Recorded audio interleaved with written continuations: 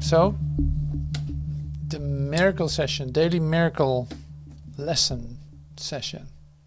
It's so great to come together. I really always look very much forward to this class. I don't know. It feels like others. Yes, we can do the lesson. Yeah, finally, yes. So that's the spark that's in me that wants to share with you what I discovered today, or what we will discover in this moment that we come together, because I haven't discovered anything yet. It is all brand new. And so today, lesson 140, the key lesson of A Course in Miracles, one of the key lessons. It's lesson 140, and it's on page 359 of the Urtext Manuscripts. And only salvation can be said to cure. And this is the one lesson, basically the one place in the course where the word cure is being used, because cure would mean that there's a sickness, something to be cured, and the rest of the course doesn't say that. So I'm curious what that's gonna give us here. Then I found a really beautiful piece in chapter 29, the dwelling place, the constant dwelling place.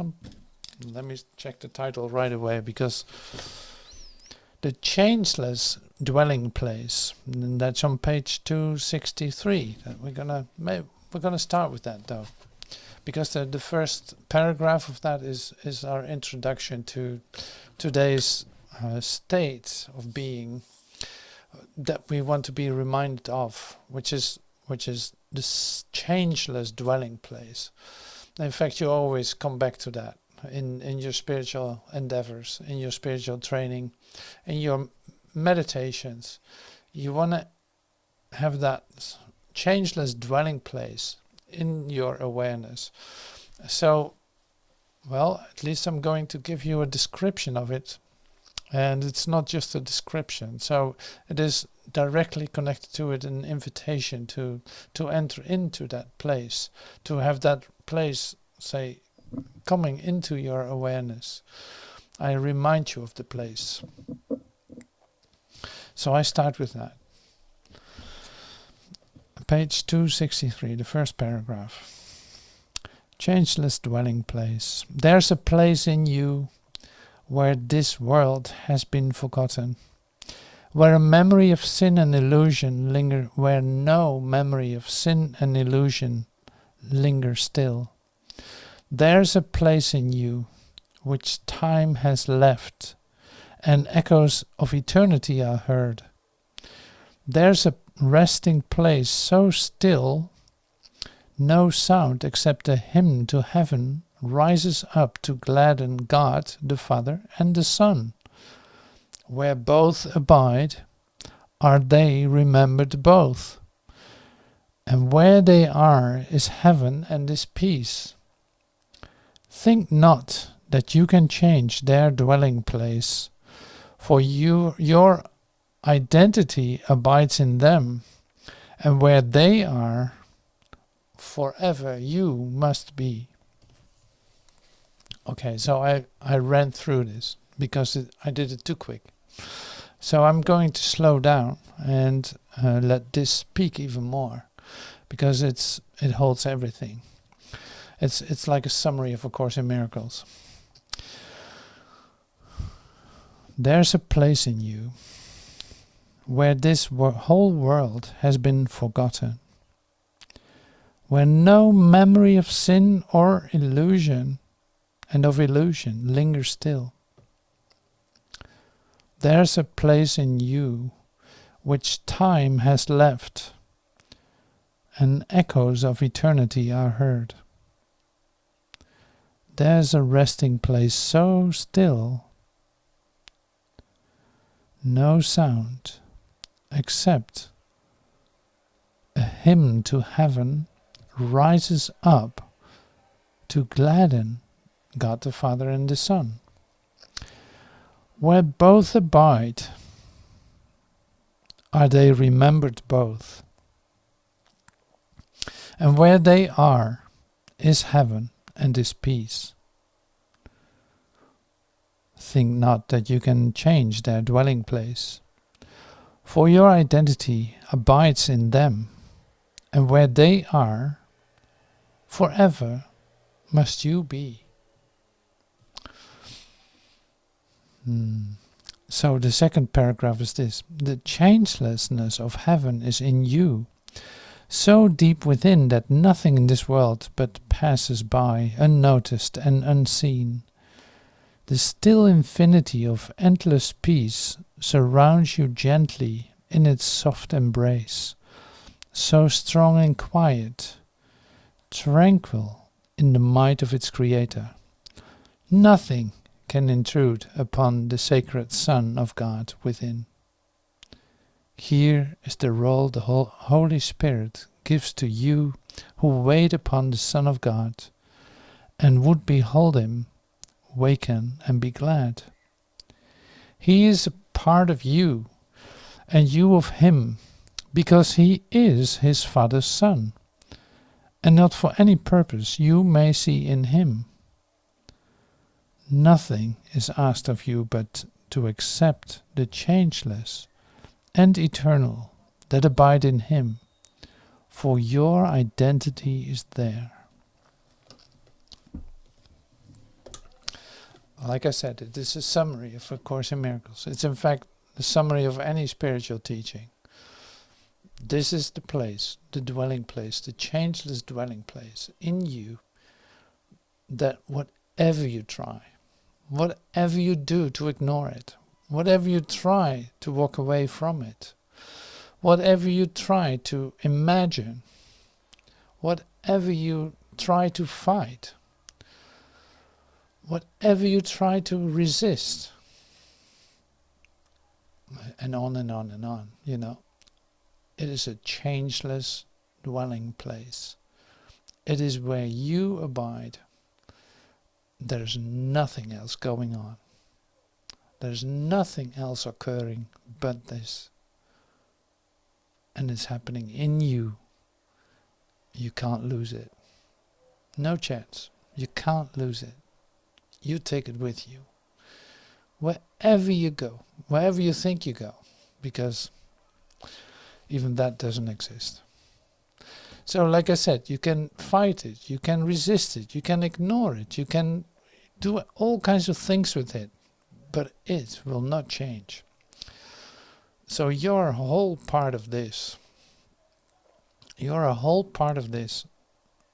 This is the only place where you exist. Not anywhere else. No matter what you do, no matter what you think. Like, you're not able to change that. And be glad.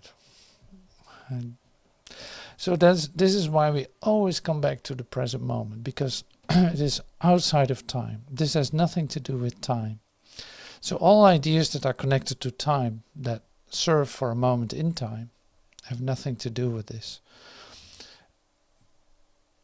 This is, it's so great that this is in here. It's like, wow,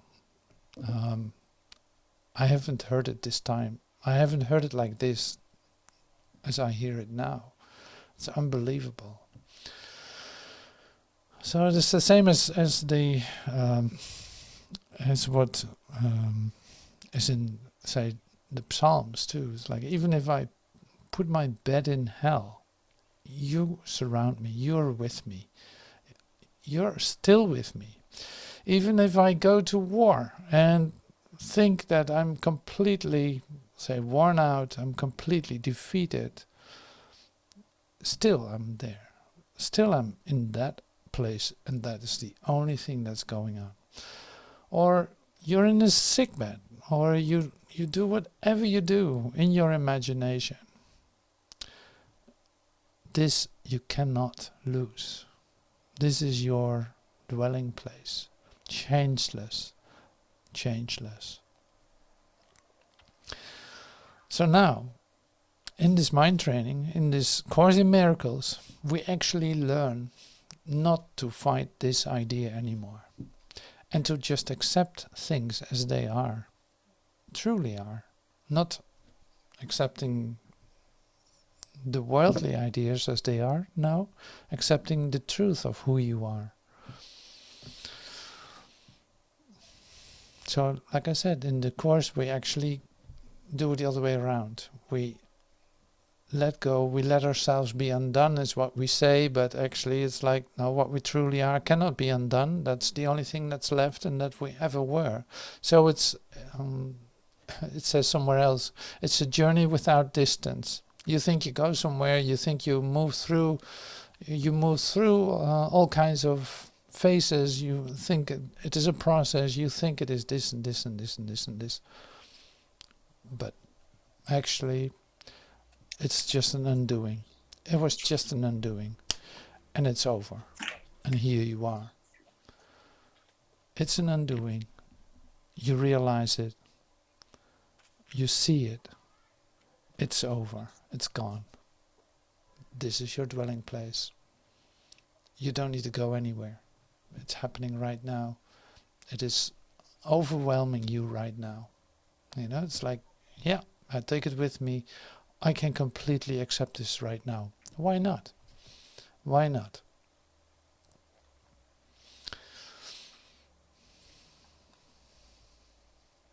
See, this is great. So, in the lesson that we're going to read, we like lesson 140, only salvation can be said to cure.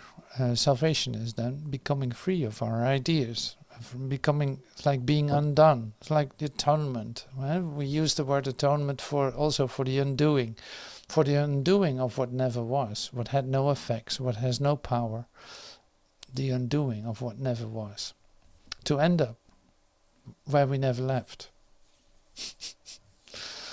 So that's always so great. Like you can talk about it as a spiritual path, as a spiritual journey, as a transformation. Sure, absolutely. In the end, you're not going anywhere. So it's right here, and this is the place where you abide, nowhere else.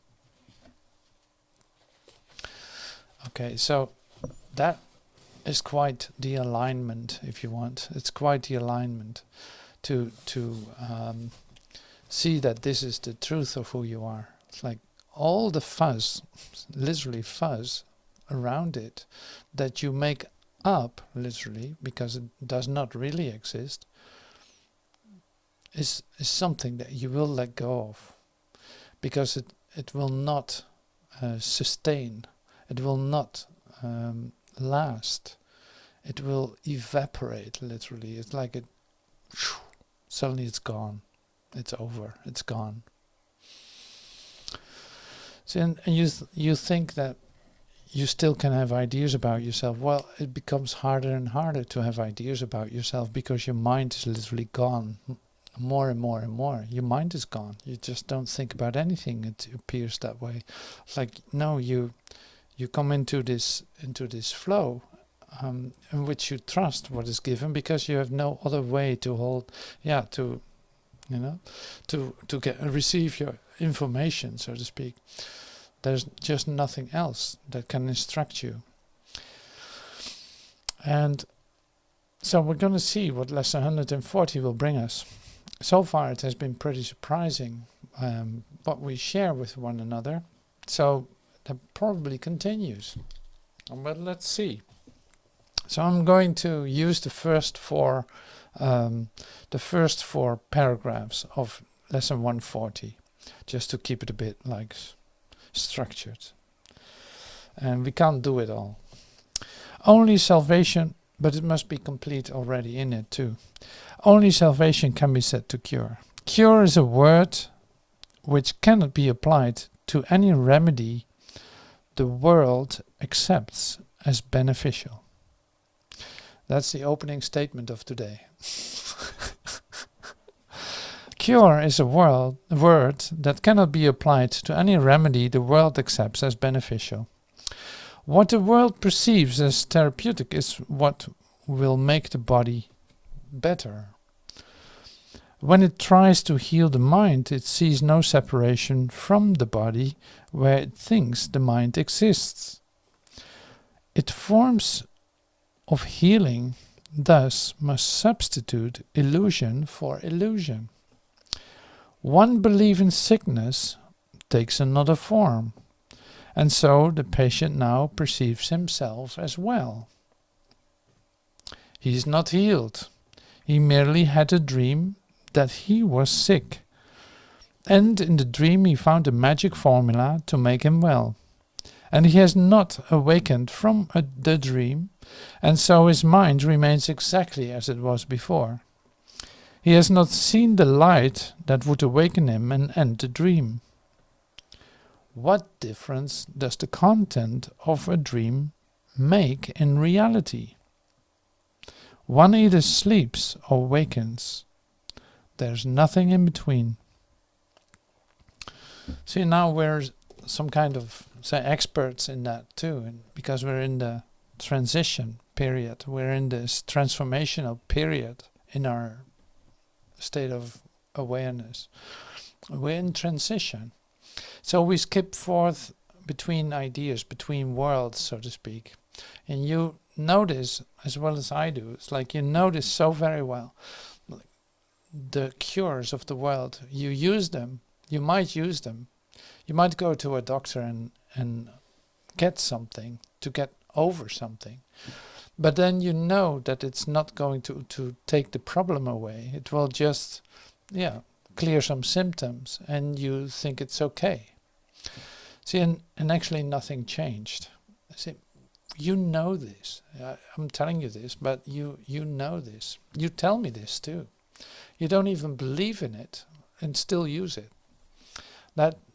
And that's okay. I mean, I'm not saying you shouldn't, but it is more like in this transition is exactly the place where we find ourselves in our awakening. You know, you take some part and make it real. You let that work for a moment, and you think you got rid of it, and then around the corner there's another obstacle, and another one, and another one, and another one.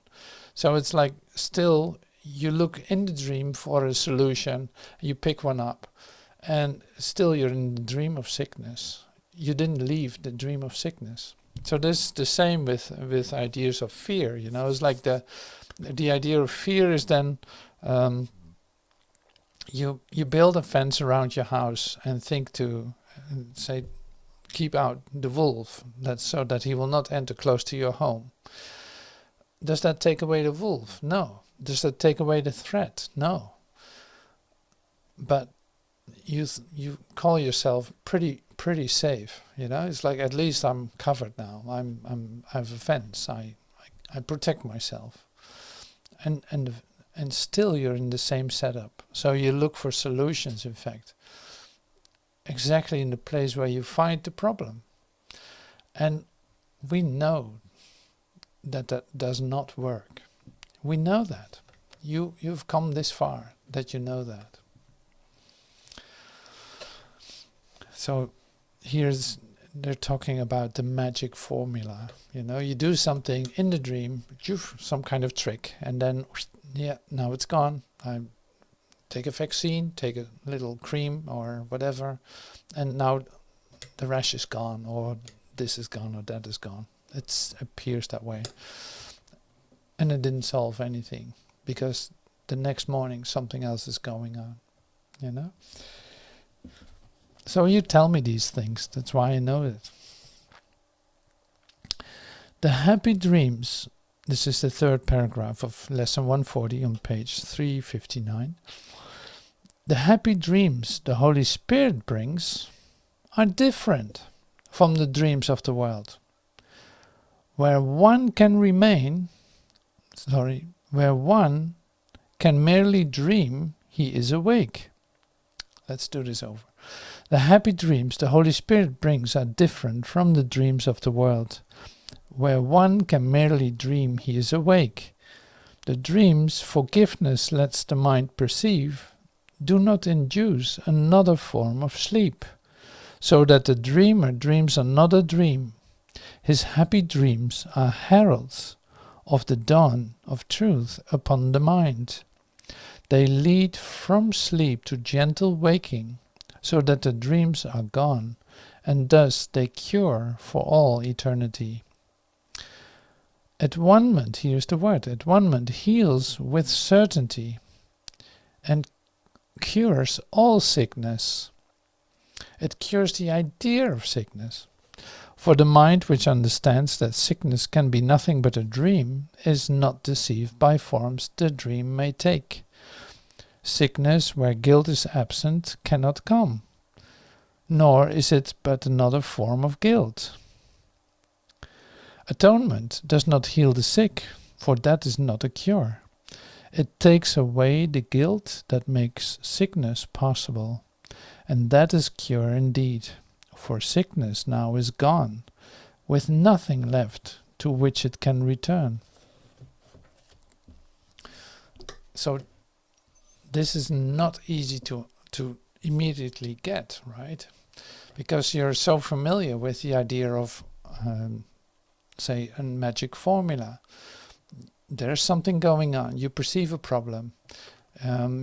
You find someone who can give you the formula, the fix, so to speak, and you move on. You use it and you see, yes, it works. Oh my God, it worked. So now here we are in the next step in your awakening process. It's like, what does this have to do with guilt? Why is it that the word guilt comes into this lesson? What does that have to do with sickness? It seems to be like almost the same thing, as if there's such thing as sickness and like such thing as guilt, then it leads to sickness. See, this is in the old Christian tradition, at least that's where I know it from. It was always related. It's like as if God was punishing. That's why you got sick. There was a reason for it. You must be guilty of something so that, God punished you with sickness. So something like that. That is the very old idea.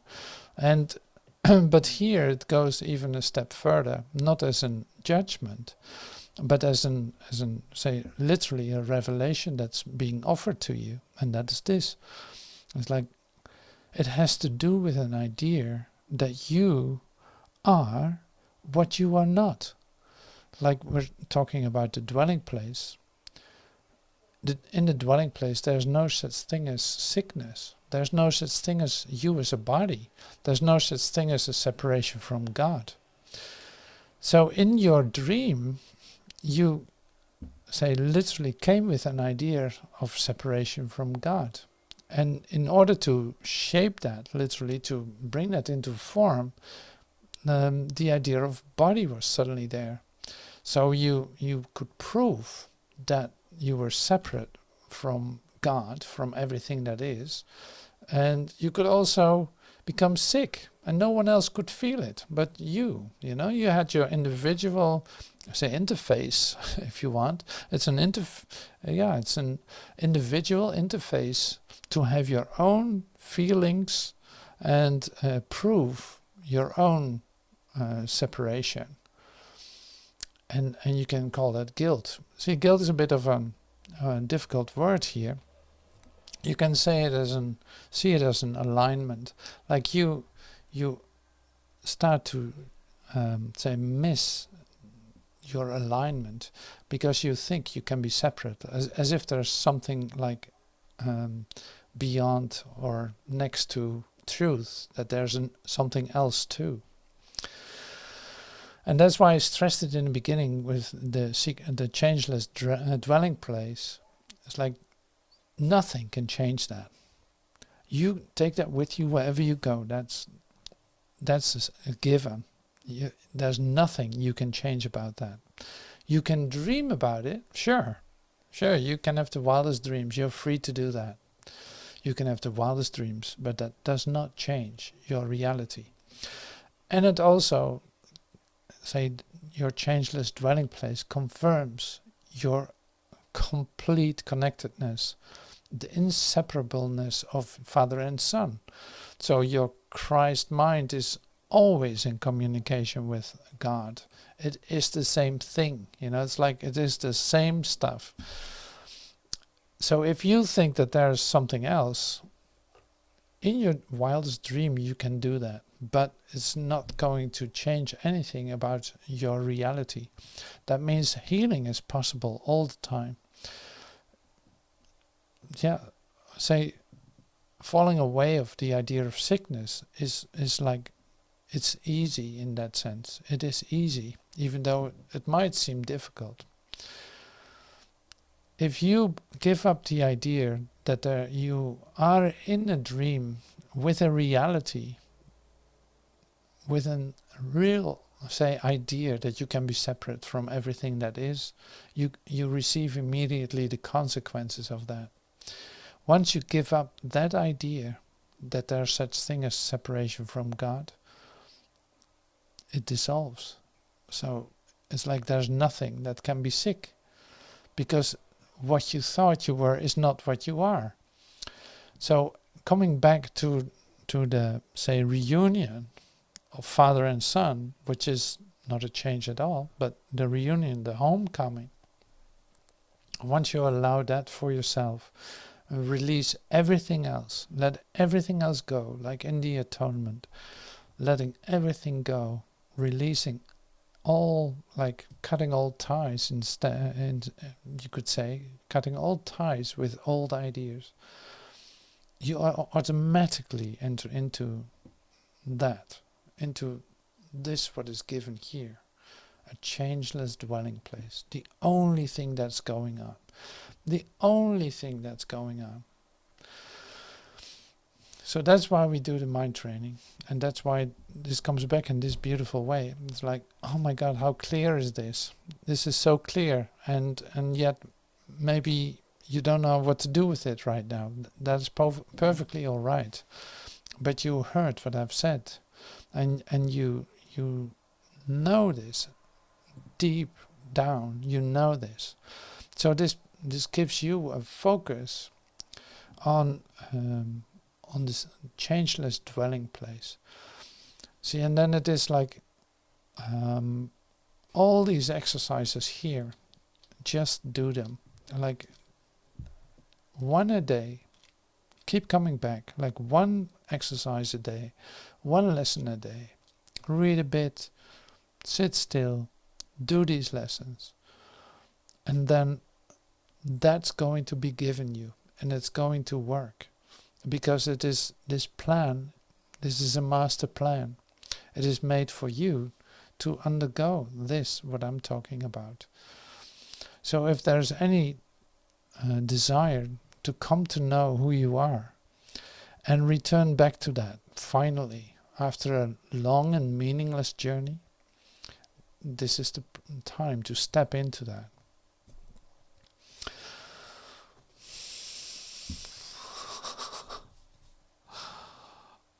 So that's so great. This is so great. So let's focus on this dwelling place. Because, hey, let's just take a moment. Like this dwelling place. I will read it once more because it's so invitive. You really want to be there. So I go back to this page. Yep. Page 263.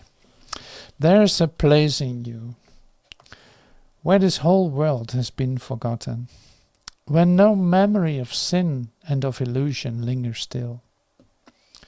There's a place in you which time has left, and echoes of eternity are heard.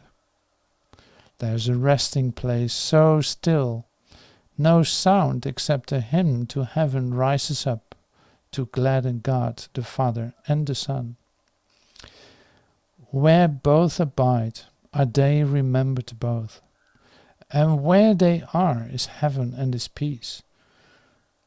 Think not that you can change their dwelling place, so you might as well give up trying.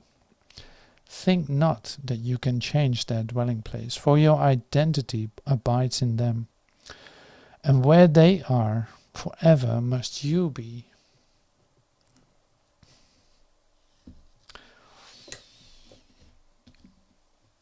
So until you experience that, you're still focusing on the place where that is not happening. And you got distracted. So that's a real killer, so to speak. That's a real killer. But you've heard this. It's like it's a real killer for everything that distracts you from this. It has no reality. It doesn't need your attention. No, this is the place. This is the reality of you. So then, taking this with you. You cannot lose it. So then I want to skip over to the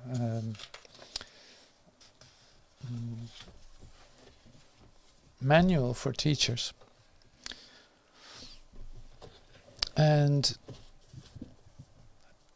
that's on page 428 of the Urtext. And this is something I love to share with you because of the fact that we're in this healing process. And the question then is healing certain?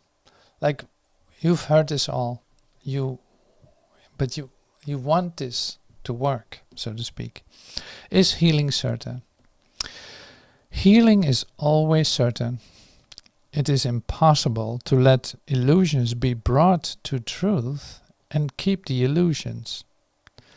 Truth demonstrates illusions have no value. The teacher of God has seen the correction of his errors in the mind of the patient, recognizing it for what it is.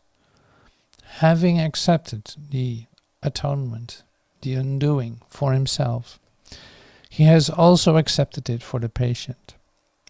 Yet what if the patient uses sickness as a way of life, believing healing is the way to death? When this is so, a sudden healing may precipitate intense depression, and a sense of loss so deep that the patient may even try to destroy himself. Having nothing to live for, he may ask for death. Healing must wait for his protection. Healing will always stand aside when it would be seen as a threat. The instant it is welcome, it is there. Where healing has been given, it will be received. And what is time before the gifts of God? And what is time before the, changeless dwelling place?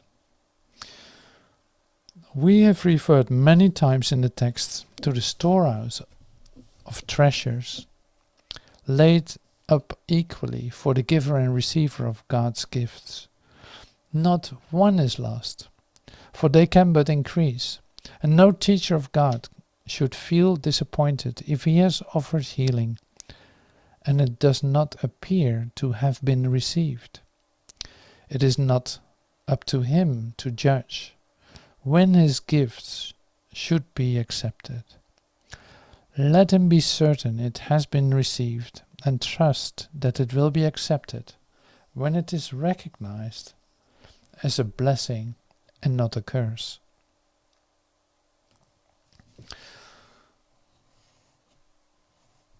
So this is also very comforting. So whether you accept this, what I just shared with you, whether you accept that right now, then I'll see you out there, so to speak. I see you in this dwelling place. I will meet you there. If that is not what is happening right now, that's okay too. Healing is certain. It's going to happen no matter what. It's going to happen. When it is no longer seen as a threat, there it is. It's like, you can't believe it. Yes, there it is. Oh my God, I cannot believe it's actually true. Yes, indeed. Yes, indeed. So it is not up to you to judge yourself or others if it doesn't seem to happen. And that is what is really comforting here. Like, the plan is so perfect. It is so perfectly set up that you can completely trust that also. So don't hurt yourself with ideas that you're not able to accept it, that you're doing this and that, or you still believe in sin or guilt, or you still see yourself as a body, that's perfectly all right. By your acceptance of that, exactly where you find yourself, suddenly the light starts to shine. Suddenly the clouds like move away, and you experience the healing that was just waiting for you to be ready. So that is the whole the whole package, the whole deal for today. Like, wow, look at that. Oh. So thank you so much for listening to me and letting me share this with you. And you're in such good hands, it's unbelievable. So you can trust that. You can trust that beyond what you see, beyond what you think, beyond what you can imagine. All of that. Oh, I think it's time for like a prayer. For one of the miracle prayers, a healing miracle prayer.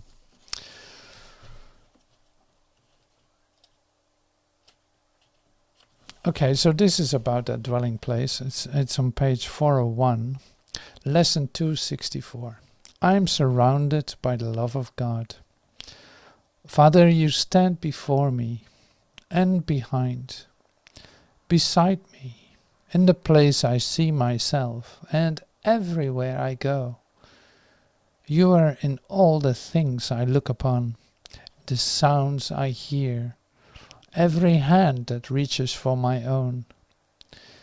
In you, time disappears, and place becomes a meaningless belief. For what surrounds your Son and keeps him safe is love itself. There is no source but this, and nothing is that does not share its holiness, that stands beyond your one creation, or without the love which holds all things within itself. Father, your Son is like yourself. We come to you in your own name to be at peace within your everlasting love. My brothers, join with me in this today. This is salvation's prayer. Must we not join in what will save the world along with us? I am surrounded by the love of God.